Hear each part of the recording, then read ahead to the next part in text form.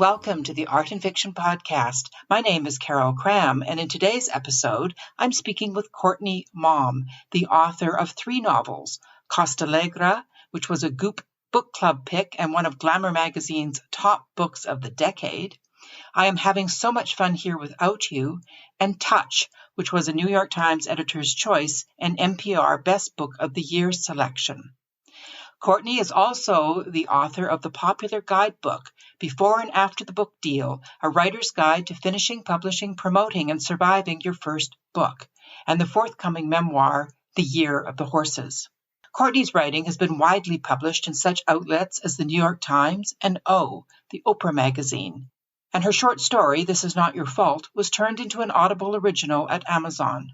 Courtney is the founder of the collaborative retreat program, The Cabins, and she has a creativity advice newsletter that you can sign up for at CourtneyMaum.com. Welcome to the Art and Fiction Podcast, Courtney. Thank you so much for having me. I'm happy to be here. I'm really excited to chat to you today about 2 of your novels that are listed on Art and Fiction, Costalegre and I'm Having So Much Fun Here Without You, which I just finished. Oh my gosh, I love that novel. I like both of them very, very much. They're different, right? They're quite different. Very different. But then I love that as an author myself. I like to write a whole bunch of different things. Ah, good. So we're kindred spirits. Exactly. I think, well, who wants to write the same thing over and over again? So I love that they're so different. Both of them are listed in the visual arts category on Art and Fiction because, of course, they both have so much to do with visual art, although they have many other things as well. So why don't we start with Costalegre? I absolutely love this novel because I'm a big fan of the Surrealist. My husband is a Surrealist, actually, and he's a painter. And I remember when he read the biography of Peggy Guggenheim on the train one time in Europe, and he kept quoting to me about it. Oh, I bet he did. You've got a whole novel that is basically based on Peggy Guggenheim. So can you tell us a little bit about Costalegre? Sure, I'd love to. So Costalegre, it's my first historical novel. It takes place right before World War II, and it's a reimagined version of what actually happened. It revisits the exodus of Surrealist artists out of World War II Germany, where their lives were threatened by Hitler. Now, in real life, Peggy Guggenheim, the art collector and American heiress, did help a lot of these Surrealist artists and some Surrealist, novelists as well, get out of Europe. They went to New York. But in my book, they go to this crumbling ocean castle she has in Western Mexico, a place called Costalegre. And the book is written in a diary format from her daughter's point of view. It's based on her daughter, Pegeen. Mm-hmm. That woman is fictionalized as Laura in the book, but it's a diary format, and there's entries, there's pictures, there's lists of things she hates about her mother. Yeah. And the whole book is very much based on the real relationship between Peggy Guggenheim and Pegeen Vale. Yes, and I really enjoyed also all the sort of vignettes shown from Lara's point of view of these Surrealist artists and how kind of wacky they were. They were pretty wacky. It's such a fascinating time in history, and these people are amazing. And some of them were real, weren't they?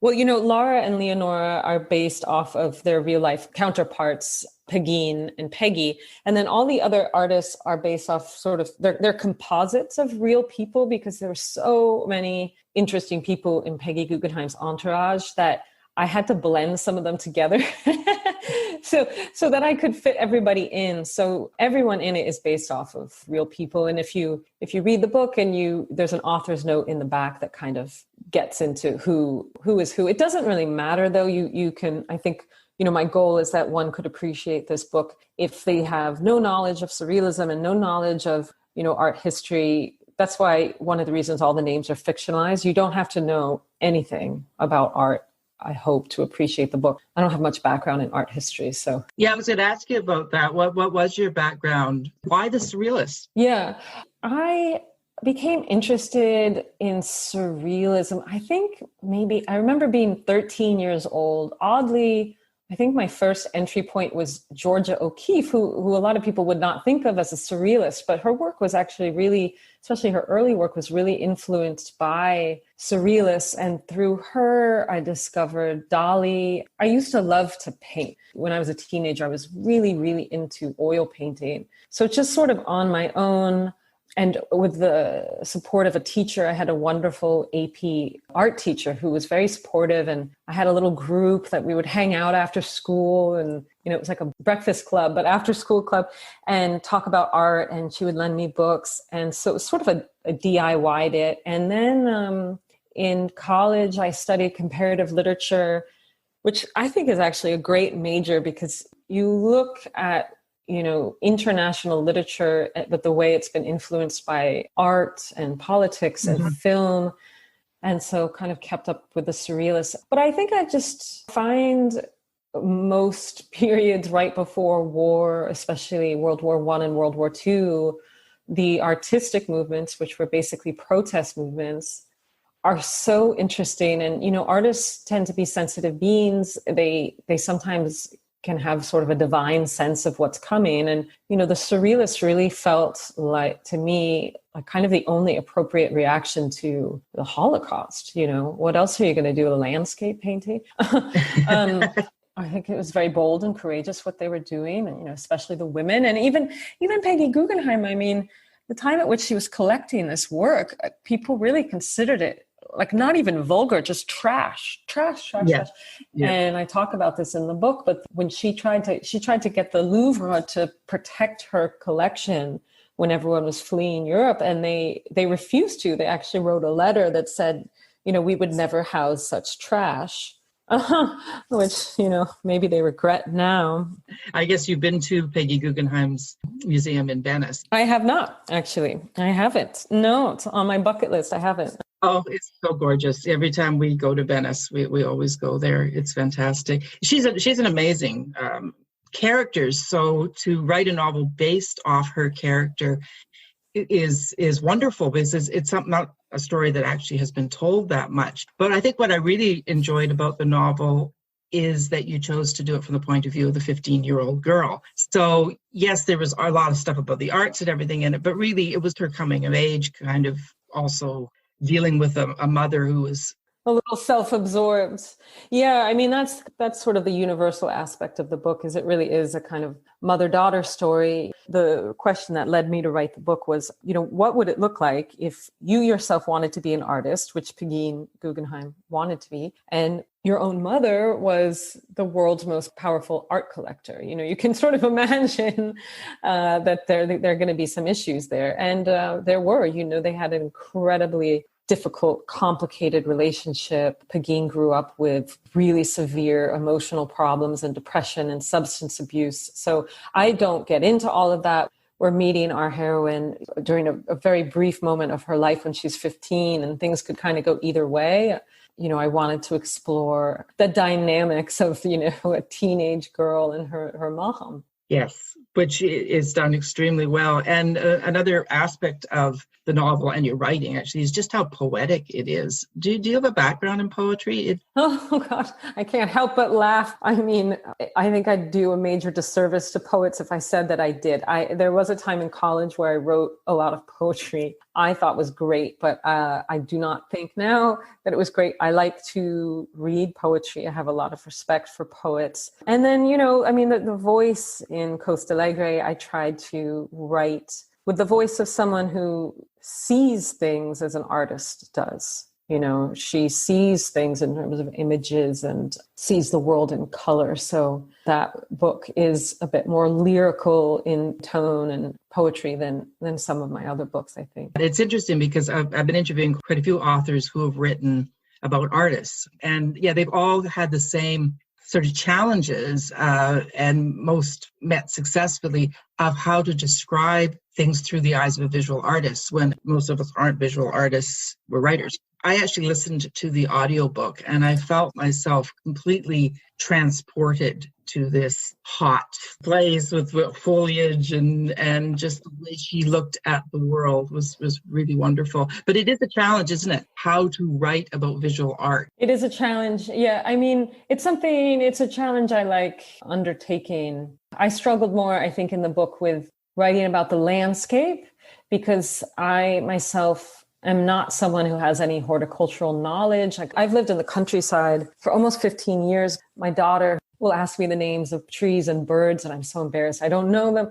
And when I was writing Costalegre, the place where it takes place in Mexico is a region I know very well, that I travel to quite often. But that doesn't mean that I knew the names of the plants and whatnot. So it's funny because it sort of went hand in hand with my narrator, who's someone who, although she's elite and privileged, she has basically no schooling because her mother just hasn't seen fit to kind of keep her in school. She keeps yanking her out and bringing her to rented homes. And so Laura's really feeling quite badly about herself, that she doesn't know the names of anything. And she's all alone with her diary and she wants to write sort of intelligent things. So she really struggles, as I did, to name things in the landscape, whereas talking about the art that the other artists in Costalegre are making is very easy for her because it's something she's grown up around. It's really well done. So I want to talk about your other one that I've read and listed on Art and Fiction.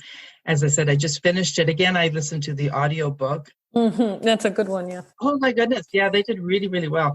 I am having so much fun here without you. I love that title. Thank you. And it wasn't until almost, no spoilers, but almost to the end, I finally kind of figured out why it was called that. Yeah, well, a lot of people never figure it out, which is, that's fine. Because I've been all the way through, I'm like, why did she call it that? And then just towards the end, I went, I get it. Well done. So speaking of writing in another voice, I mean, you're writing now for the point of view of a man, a 34-year-old painter, an installation artist. I've never actually written a novel from the point of view of the other genders. It's easier for me. It's always been easier for me to write from the point of view of a man, actually. Further I get away from my own reality, the better I write. So with this, he's a nationality that I'm not. He is a gender that I'm not. He has a profession that's not mine. So it was just, and emotionally, it's not me. It was just really easy. Whereas, for instance, with my second novel, Touch, that protagonist is a woman who's quite close to me in age. She's a trend forecaster. I used to be a trend forecaster. It's hard for me to write female characters that don't encroach upon my own sort of headspace and personal experience. I have a hard time separating church and state when I write from a female point of view. So I really like writing from male point of view. I'm not going to say it was easy, but it was really enjoyable and pleasurable and felt natural. That's really interesting. I can understand how that would be the case. And I know I have the same tendency, like, oh my goodness, is this just me? Because I don't want to write with me. I'm not particularly exciting. Well, it's hard to fictionalize one's gender, I think. Yes. That's very interesting. Oh, now it makes me want to try writing from the point of view of someone completely different. Right. I mean, I do a lot of short stories from the point of view of inanimate objects. I love writing from the point of view of inanimate objects. Again, I find that just super, super freeing. What a great idea. I love that.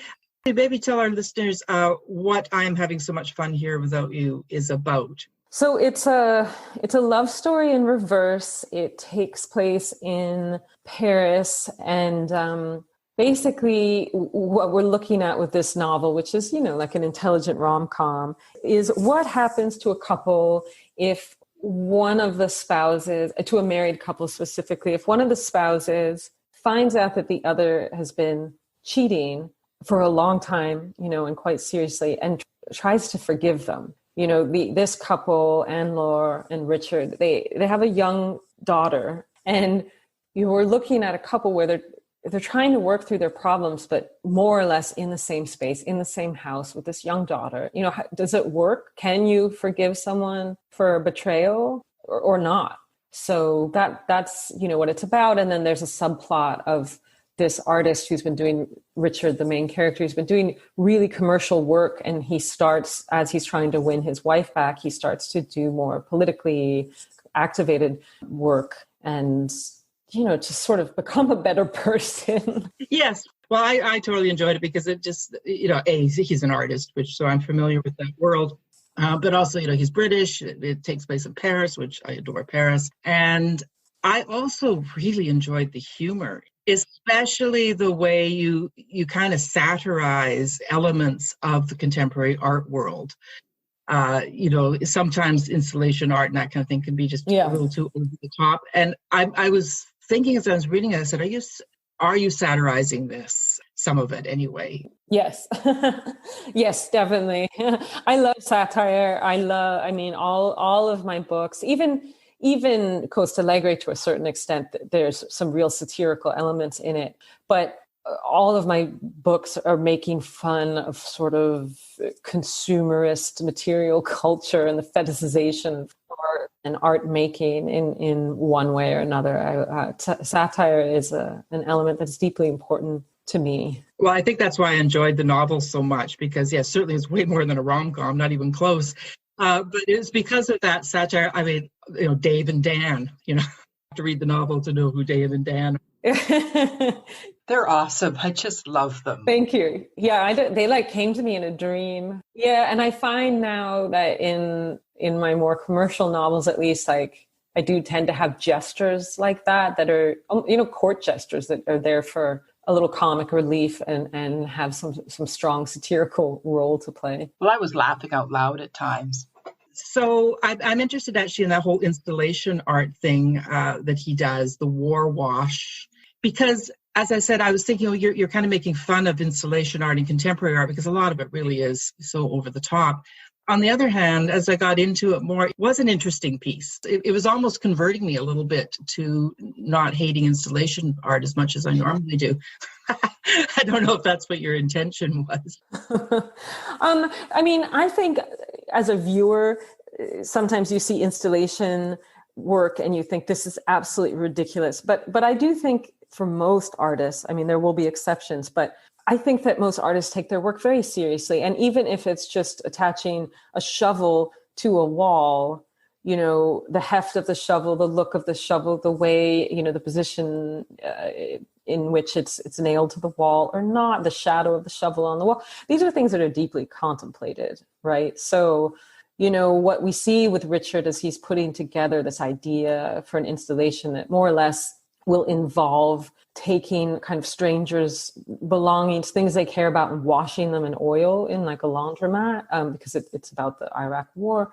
At first he's like, oh, this would be kind of fun and, would elevate my platform. But then he starts to really believe himself and believe his work. And I think believe in the power of art. Yes. People respond accordingly. So there's some installation art I find incredibly powerful. I think it can be really, really great. And then I do think that there's some people kind of suffer from their own fame and are doing kind of thoughtless work. Yeah, I shouldn't say I just like all of it. I don't like all of it. It's more when it gets sort of over intellectualized. But what I really enjoyed is how you did reflect his process. So I got very engaged in this piece that he was doing and how, of course, it's woven in with his personal life and all of that. It's a great novel for people to read if they want to understand a little bit more about the artistic process. Or escape to Paris. I would like to escape. I think you must have lived in Paris, I presume. Yeah, I did. I lived there a long time, like basically all of my 20s, and my husband's French. I speak French at home. So French culture is deeply embedded with my own. Yeah, I really got that impression that you really knew French. Well, I do.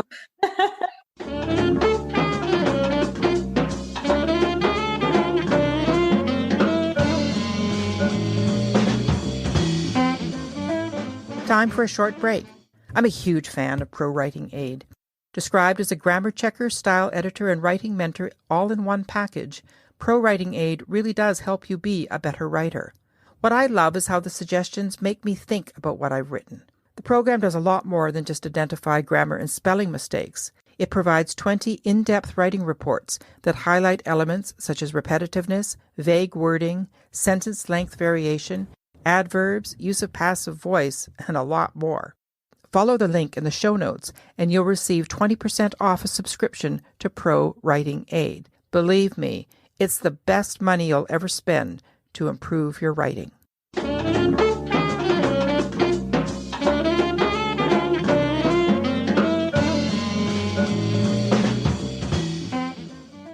So I wanted to spend a little bit of time talking about your new book, Before and After the Book Deal, a writer's guide to finishing, publishing, promoting, and surviving your first book. Yeah, so this is a book I'm really excited about because people are responding really well to it. It came out right before COVID. And it's a book I've wanted to write ever since my debut, that I Am Having So Much Fun Here Without You, came out in 2014. We, especially in America, are in a culture of where, whether it's an MFA program or a writing teacher or coach, most people are helping guide students of writing toward, the dream of a book deal, getting a book, having a book published. But there's very few resources devoted to what happens if that dream actually comes true.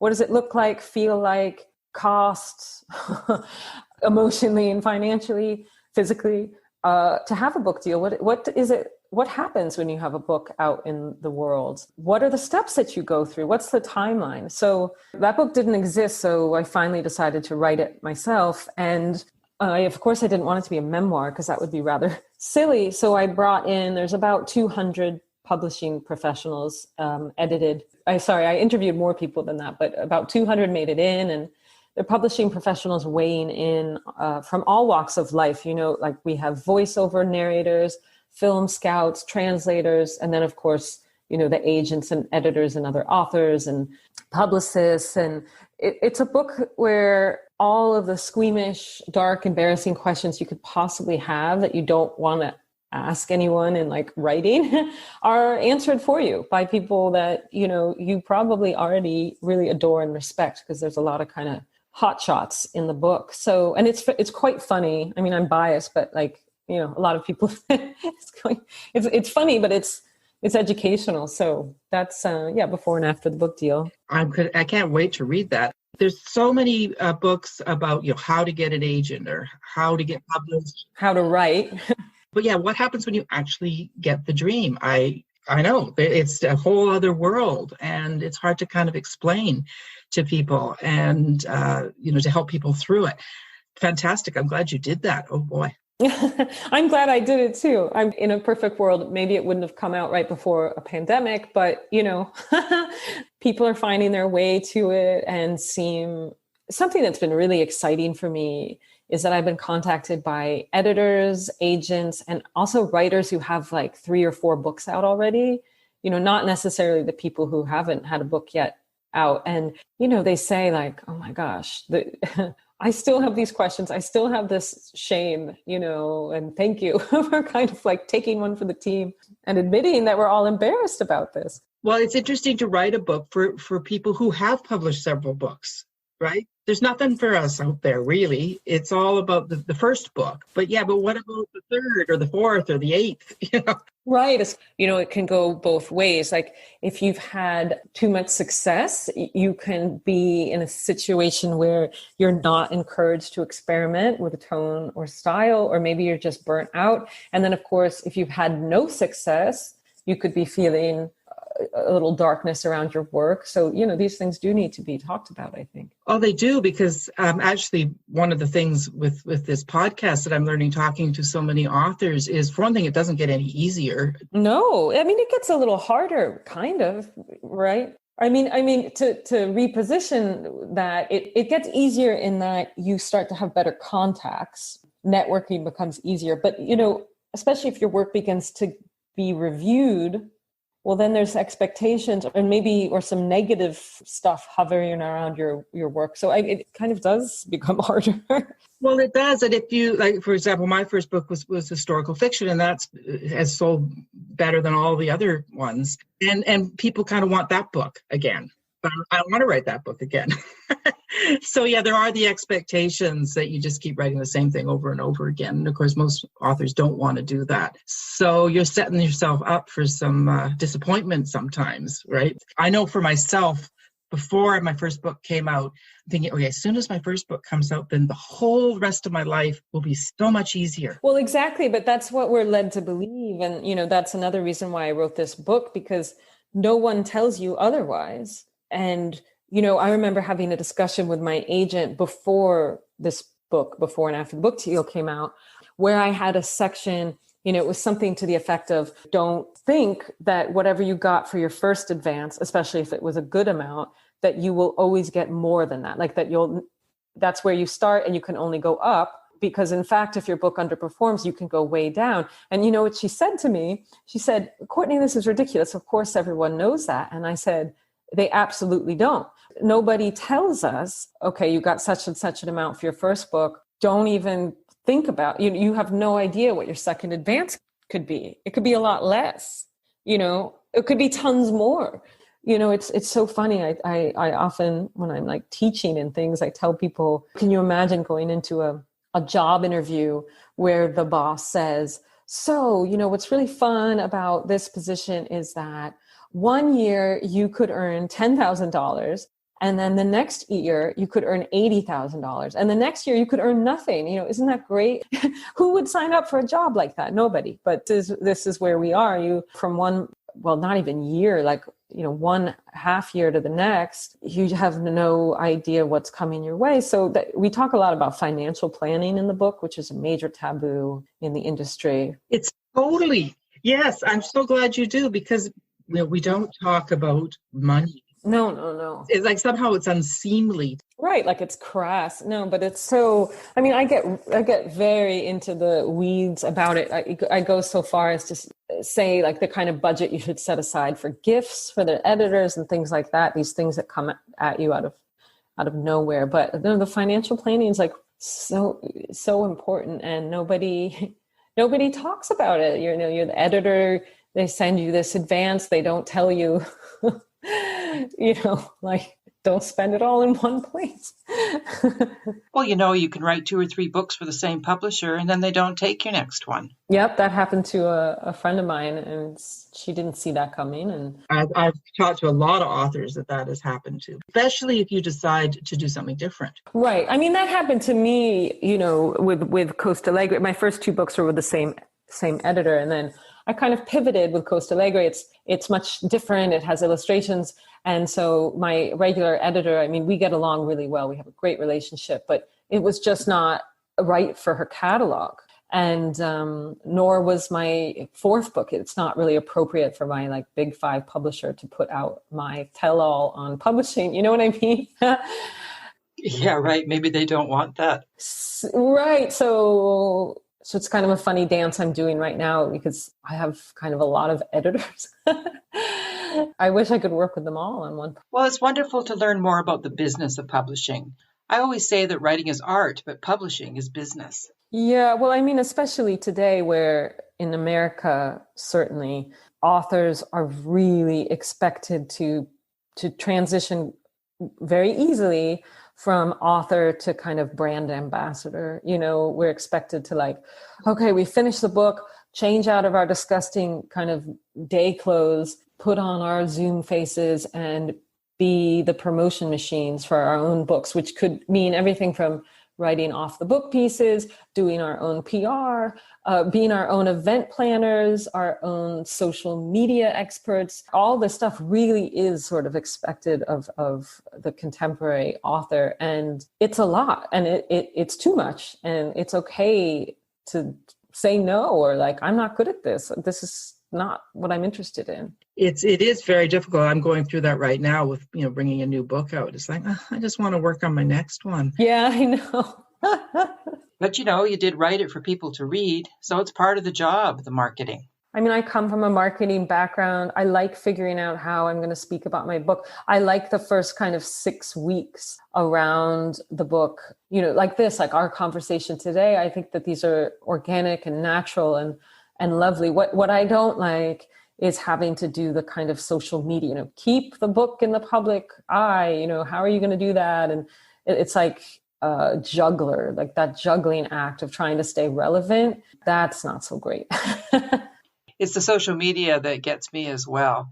That's why I started Art and Fiction, because I want to just interact with authors and talk about art and all that kind of stuff, which is a type of marketing that's a bit more enjoyable. A little bit authentic, enjoyable. Exactly. I also noticed on your website that you run an artist retreat. Right, I do. Yes. The cabins, it's a collaborative retreat, an interdisciplinary collaborative retreat. So what that means is we usually take about 9 or 10 people a session. It's in these cabins by a lake. And instead of everyone coming together to work independently on solo projects, everyone who's admitted teaches a class in a subject of their choice. And so it's like an adults camp. I want to go. I know you could have a lesson in art therapy in the morning and then screenplay writing in the afternoon, followed by clowning. It depends who's in session.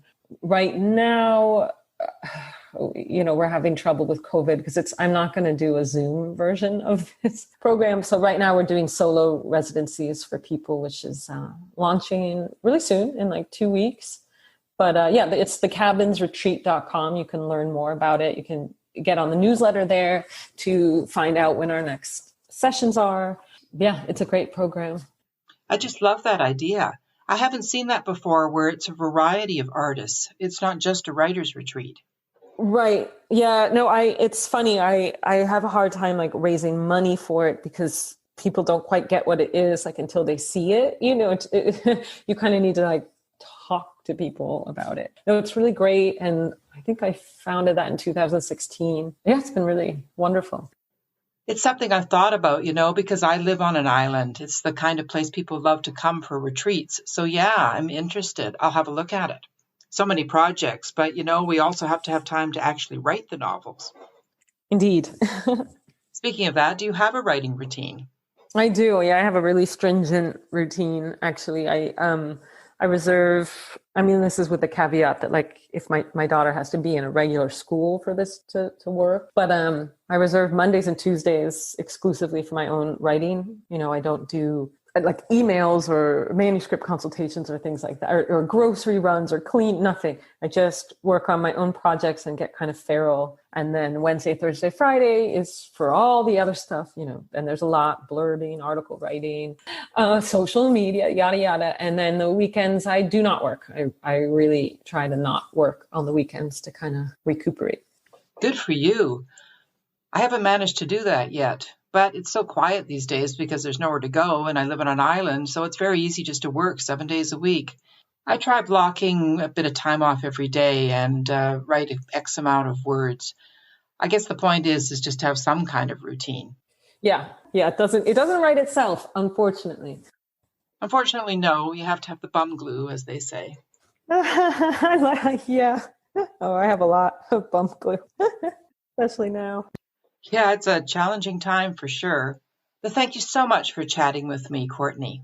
Oh, it was my absolute pleasure. Thank you. Thank you for having me, and good luck with your launch.